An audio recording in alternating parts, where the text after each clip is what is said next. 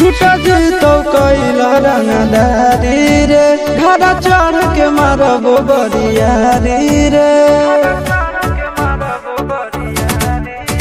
छूटा जीतो कैला रंगदारी रे घर चढ़ के मारबो बरियारी रे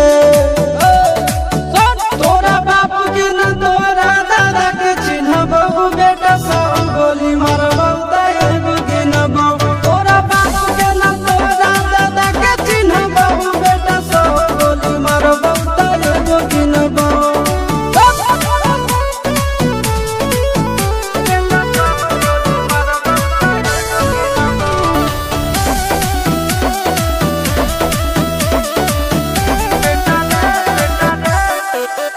बेटा रे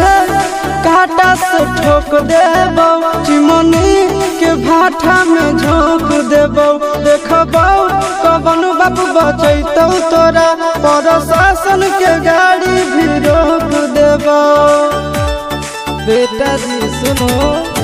बेटा रे काटा से ठोक देबो चिमनी के भाटा में झोंक देबो देखबो कवन बाप बचैतौ तोरा प्रशासन के गाड़ी भी रोक देबो तोरा जैसन के हम खड़े खड़े गिनबो बेटा सब गोली मारबो तैगो गिनबो तोरा बाप के न तोरा दादा के चिन्हबो बेटा सब गोली मारबो तैगो गिनबो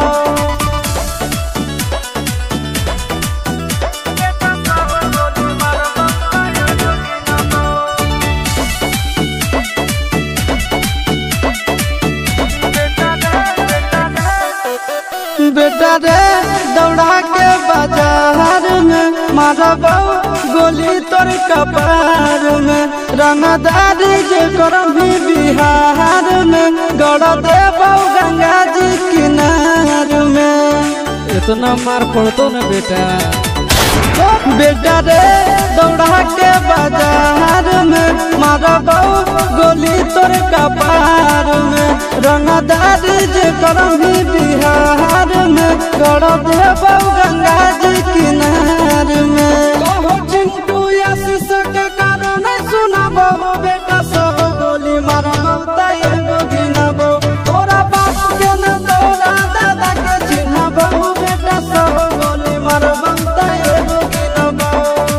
मारत मारत पिछुआरा लाल कर दे बेटा ध्यान से बाप इधर है।